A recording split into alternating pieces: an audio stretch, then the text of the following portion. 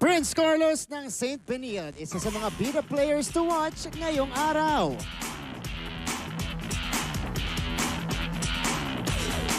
NCAA Power Player of the Week, kilalanin.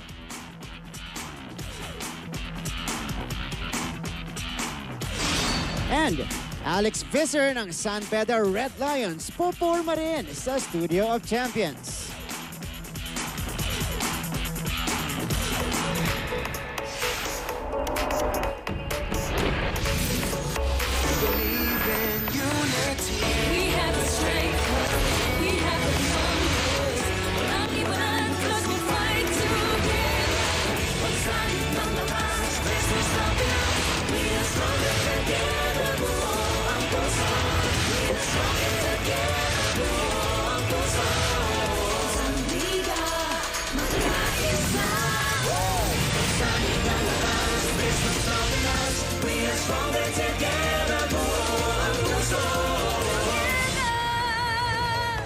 Mga kapuso, we welcome you back to your favorite in-between show. This is Game On! At andito pa rin tayo sa Studio of Champions in Lasal Green Hills, located of course at the center of Metro Manila in Mandaluyong City. My name is Martin Javier, your host for today's edition. Right after our first game earlier, kung saan po nanalo ang Beda kontra CSB in a crucial matchup before we end the elimination round. And we got an action-packed episode for you guys today, starting with our halftime performers. Nandito po ang dalawang halftime performers natin. Unahin na natin yung nag-perform kanina, kapuso artist Alexandra Mendez. Hello, Alexandra. Yes, hello Martin. How are you? Okay naman, I enjoyed the game. Enjoy the game. Sobrang tumitili na ako kanina. Sino tinitilian mo dyan? Okay, hindi. Pero mamaya, pag-usapan natin yung experience mo, Alexandra. Also joining us here, our performer for the second game. We got Kim Perez. Kim, welcome. Hello po, thank you so much, Kuya Martin. Kamusta kayong dalawa? Ikaw, Kim, kamusta ka? Ayan, so medyo kabado lang kasi after ilang years makakapag-perform ulit sa live sa TV. So sobrang excited at the same time.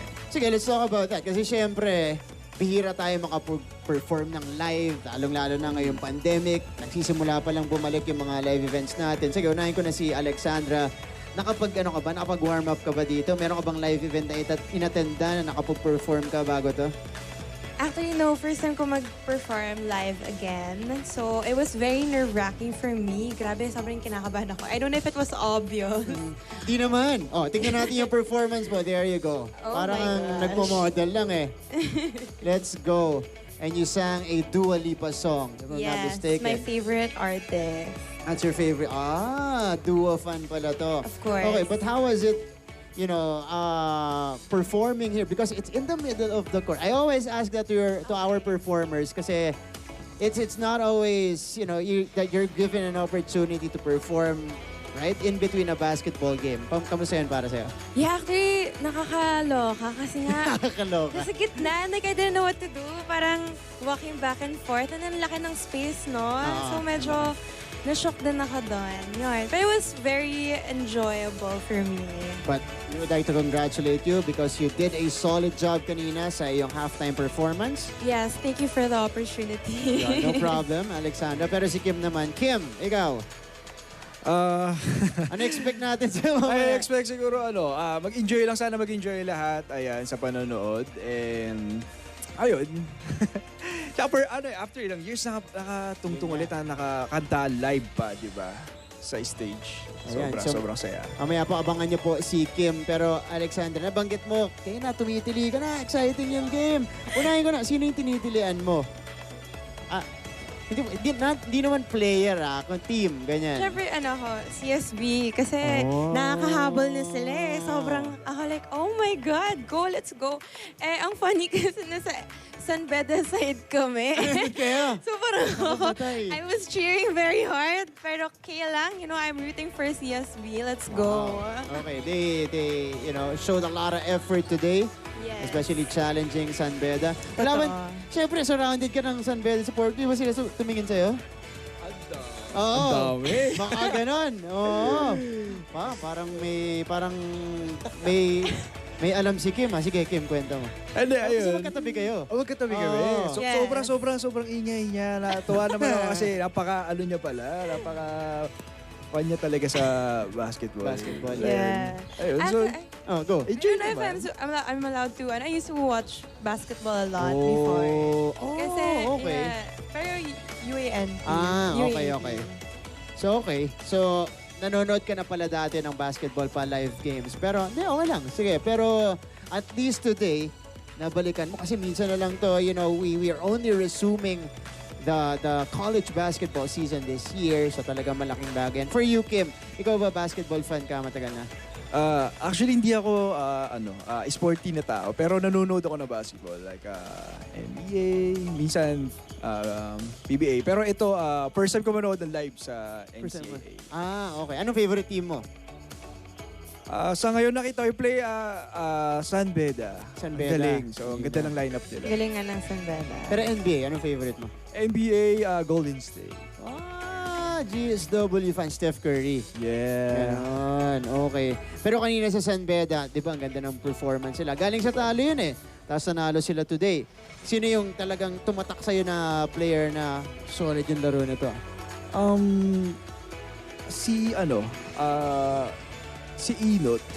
Tony Inot. Okay. Parang Bakit? napaka-live niya maglaro. Oo nga. Game na game siya parang. Yan. Iba talaga yung energy ng isang Tony Inot. Okay, pero syempre, paano kayo, will not let you go without giving you an opportunity to invite our viewers kung saan nila kayo mapapanood. And of course, where can they follow you on social media? Let's start with, sige, Kim muna. Ayan, so hello mga kapuso, ayan. So gusto ko nga pala i-shoutout ang aking family, ang Kim Perez family, Matibo family, at sa aking mga Kim Pyre family, Pokmaru family. Maraming salamat sa panonood at sa pagtutok.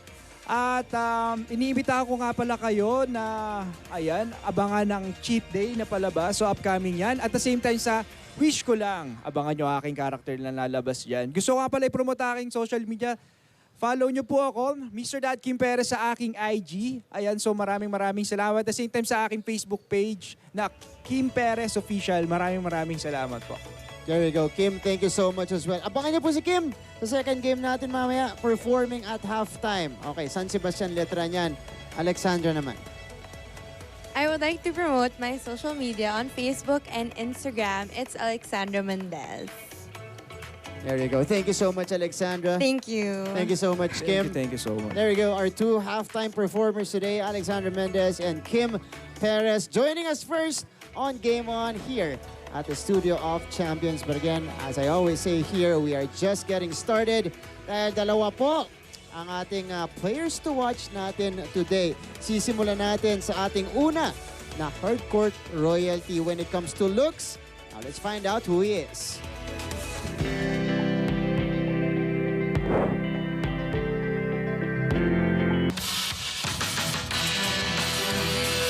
Carlos again. Killer moves inside the court? That is his third triple, Mikey. Check. Killer smile? Check.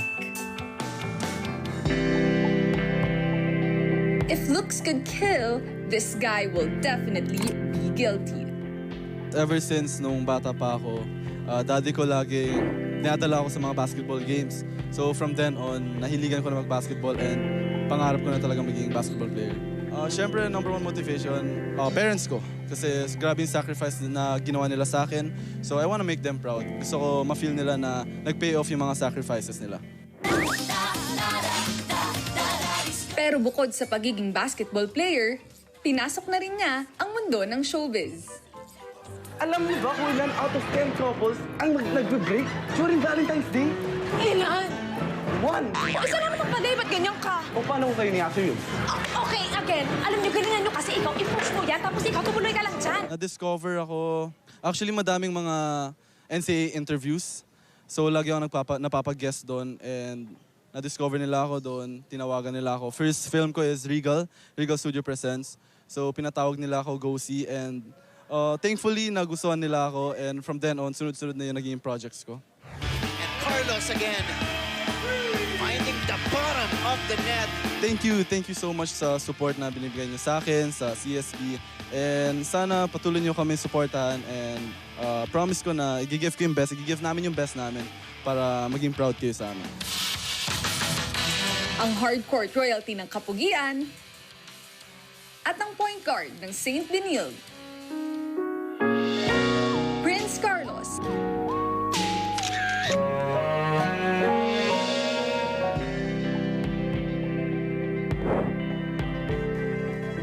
There you go, our first player to watch today dito sa NCAA, at least for this particular edition. Prince Carlos of the College of St. Benilde Blazers na maganda rin yung nilaro kanina against San Beda. Mamaya-maya po ikikilalanin natin yung pangalawang player to watch. Pero susunod po, magbalik po natin. Kilalanin natin sino ba yung ating NCAA Power Player of the Week. We'll find out when we return right here on Game On!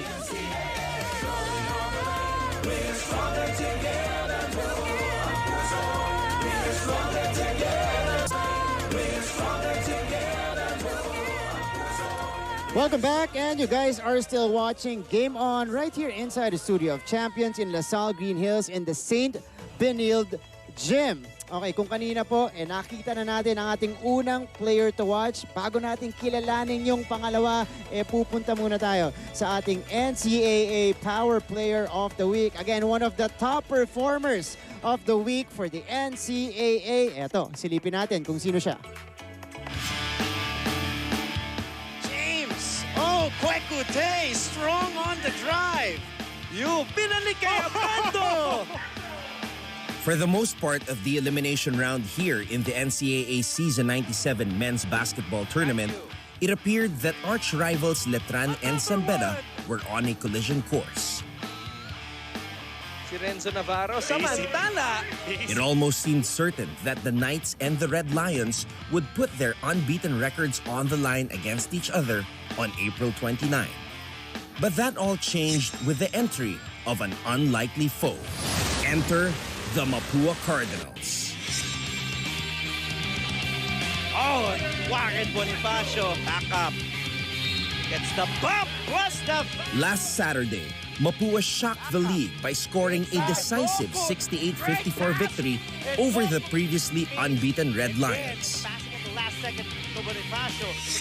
It was the third straight win of the Cardinals as they improved their win-loss record to 6-2.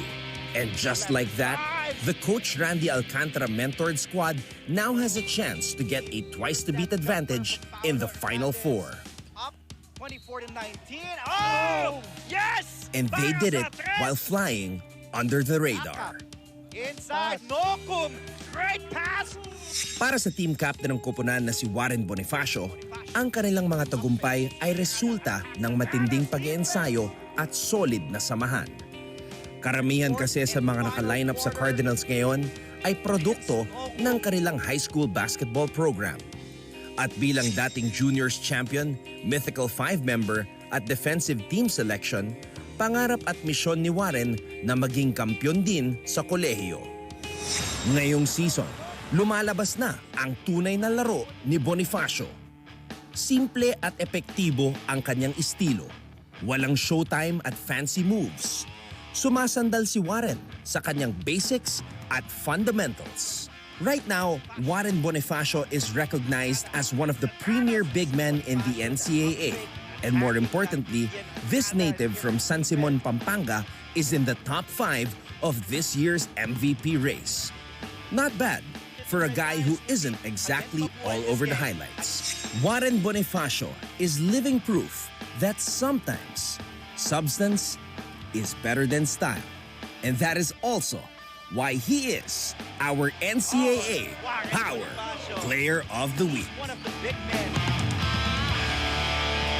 NCAA Power Player of the Week from the Mapua Cardinals, and one of my picks in the most recent NCAA fantasy draft that we did here at the Studio of Champions, Warren Bonifacio ng Mapua. Tama yung sinabi doon ni Anton, talagang walang showtime yung moves, basic na basic pero epektibo para dito kay Warren Bonifacio. And again, he is well-deserved our NCAA Power Player of the Week. Now, we did mention earlier, at least to begin this edition of Game On, that we will have 2 players to watch today. We already found out the first, si Prince Carlos Puyan.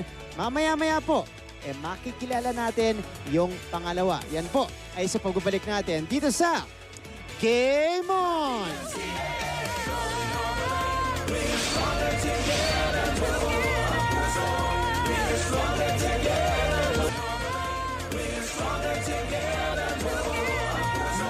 Mga kapuso, welcome back to Game On. And again, our next guest. Okay, it may be hard to believe that our next player to watch is actually an introvert dahil ang kapugian niya and what a cool kid is made of. Okay, but here, we'll force him to open up. Sige, kilalanin muna natin kung sino yung susunod na player to watch natin sa Game On. Watch this.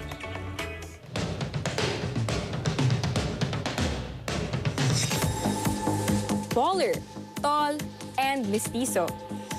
My name is Alex Visser, and I play power forward / center. I'm 22 years old, and I'm enrolled in BS IT, Information Technology. I started basketball back in grade 8 or 9, and I was around 14 years old. I have a half-sister. She lives in the Netherlands, and I have my brother. My brother lives in Cebu. This guy who considers his nose as his best feature seems to be the epitome of a cool kid na laging nasa gimikan. Really long nose, mestizo nose. So yeah, I think that's it. When people see me, a basketball player, tall, half Filipino, they think I'm, like the cool kid or something or whatever, but I'm really not. My life is really boring, and I'm more of a quiet, I keep to myself, yeah. It was actually one of my close friends, Mark Baas. He told me to try out for the team. My family isn't basketball oriented, so I just decided to go outside of my bubble and try it out, and I kind of fell in love with it. And I was tall for my age, so that helped a lot too. Aside from basketball, he's also good in table tennis, and he loves to swim. My passion is being with my friends in basketball, with my teammates, and being around the game of basketball. I like to do swimming for cardio, because we live along the beach back home, so yeah, weights and swimming, basically. I would love to visit more of the Philippines. I'm not a huge traveler. Siguro I just went to Dumaguete, Cebu, and Manila, yun lang. So I really want to try visiting yung mga tourist spots kasi other people are coming to the Philippines, diba? So I would like to visit Boracay, Palawan, El Nido, those places, really beautiful places. I want to explore the country that I grew up in, so yeah. Ang half Dutch, half Pinocchio, power forward at center ng Beda Red Lions, Alex Visser, live sa studio.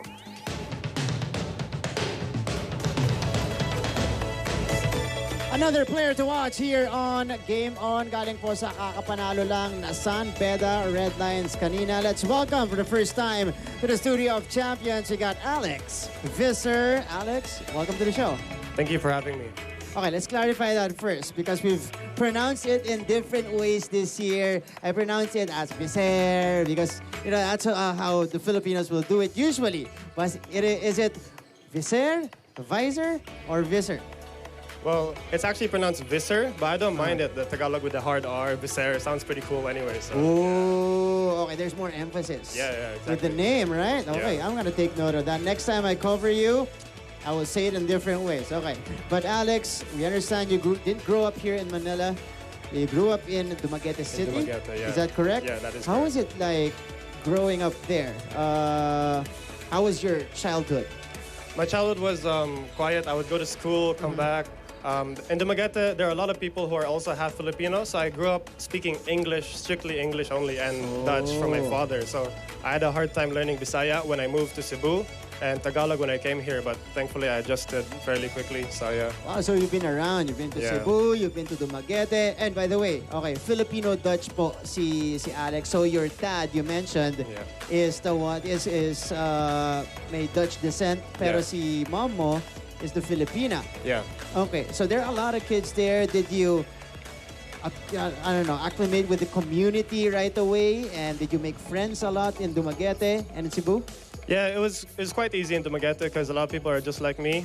Going to Cebu, I had to adjust because I couldn't really speak Bisaya so well, but that's where I learned Bisaya. And then coming to Manila, it was even harder because I had to speak Tagalog all of a sudden just while I was learning Bisaya, you know. So thankfully, my teammates, most of them are Bisaya as well, so they helped me adjust fairly easily into Tagalog. And now you're well adjusted. And now, yeah, daming I ang can speak a Bisaya sa San Beda. You know, kanina kinausap natin dalawa, si Pacquiao, one of them as well. But Alex, when did you start playing basketball? And was basketball readily available for you back in the province? My school always had a basketball team, but I actually was varsity table tennis. Table tennis? Yes, table tennis. Okay. It didn't look good because I was 14. What age was this though? What age was this? I was 14 years old. I was varsity table tennis at 6'2". Man! So it didn't look good at all, you know? Yeah, so someone told me, why don't you try out for the basketball team? You're tall, you got the goods. So I tried it out and I liked it a lot. Easy, because no one was over 6 foot in my school, so it was pretty easy, yeah. So exactly. That's where I fell in love That was with an it. easy choice for you. Yeah. Wait, so you just started playing basketball when you were 14, or 14. were you playing some basketball before that, like pickup games? No, I was a very late bloomer. That's the first time I played basketball at 14 years old, yeah. You know what? That's a great thing to emphasize because a lot of kids here in the Philippines, they start out really young. Yeah, They start exactly. out young. But how is that like for you, you know, starting out late and then now playing competitive basketball in one of the biggest leagues, the NCAA? Yeah, it's great. When I was in high school, I had to actually really step up my game. I remember my first practice. The coach had me sit out because I didn't know how to dribble. I didn't know what an in and out was, what a screen was. So I had to sit out the practice, and then it was a huge bummer for me. But I just made sure I worked twice as hard as anybody else whenever I could. And thankfully, I got to where I am today thanks to my school and all my coaches and their hard work and their help, yeah. There you go. You've come a long way, Alex, and you are with one of the best programs in collegiate basketball in the Philippines and San Beda. Now, what was your reaction? Of course, you're a late bloomer in the sport. You grew up in Dumaguete. And how did it feel like going to Manila, getting recruited, and ending up with one of the best college teams in the country? How was the feeling? Or how was the experience for you? It was great. You know, starting basketball at 14, I didn't expect that I would be where I am today. And actually, San Beda was the first school that I tried out in. And I had several offers to try out in other schools, UAAP and NCAA. But the second I tried out in San Beda, I never left, actually. At home? I had tryouts lined up, but I just never tried out in the other schools. I just committed straight away in San Beda. Wow. That's the culture and the community it brought to me, so. So that's the instant connection. Yeah, exactly. For Alex and San Beda. By the way, speaking of the community, you will meet some, of course, the members of the community on Friday in your big matchup against Tetran because we will be welcoming the audience back in the NCAA. All right, now, for you, Alex, though, you play center. Obviously, for San Beda, you're one of the key bigs of this particular team. Now, who is your idol? Sige, let's go first to your Philippine basketball idol and NBA idol because obviously, you have your peg with how you want your game to be. So who are those players for you? Well, in Philippine basketball, I really looked up to Mark Pingris. Mark Pingris. Yes. Okay, that's a good choice. Yeah. That's a good choice. Because looking at him, people always told me, oh, Mark Pingris is the epitome of hard work because he wasn't that talented offensive-wise, but he worked really, really hard to get where he was, and he's a legend for it.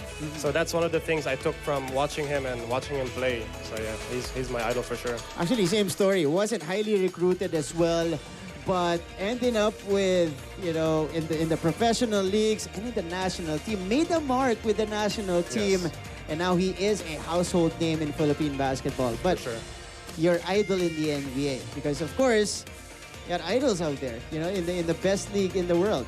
Yeah, I would always watch Marc Gasol and Pau Gasol. I really like watching them play. Tim Duncan is also Mr. Fundamental, of course. How can you forget? Nothing flashy. I think that's really my type of player. I just like watching people who work hard and aren't that flashy and just get the job done. These are good pegs, by the way. Just fundamentals, mga fundamentally sound player. You got Pingris, Tim Duncan, Marc Gasol, and Pau? Yeah, both of them. The Gasol brothers. Yeah. So, shall we expect that from you in the coming years? Because right now, you're more of the designated center, big guy who collects the rebounds and, you know, does his job defensive. But is this something you would like to add in your game in the future, offensively at least? Yeah, for sure. As I progress in the NCAA and with San Beda, I would like to add that to my arsenal. But right now, I'm happy where I am. We have a lot of offensive threats in our team. Our bench is so deep, so I just want to do the little things, do hard screens, roll hard, play defense, do whatever it takes to fill in the gaps in our team. Yeah. But I want to know, Alex, especially with the 2-year layoff that we had during the pandemic, how did you spend first year pandemic, and how did it feel like going back there on the court, especially in this year in the NCAA season 97, now that we have resumed college basketball again? Yeah, the pandemic was crazy because I went home expecting, okay, I'm going to be home, I'll have a 1-month vacation, and I'll be back playing basketball. Next thing you know, we're there for 2 years, right? Exactly. So I just spent my time swimming, honestly, because we live next to the beach. Swimming. Yes, I love swimming. Our beach, we have corals right in front of it.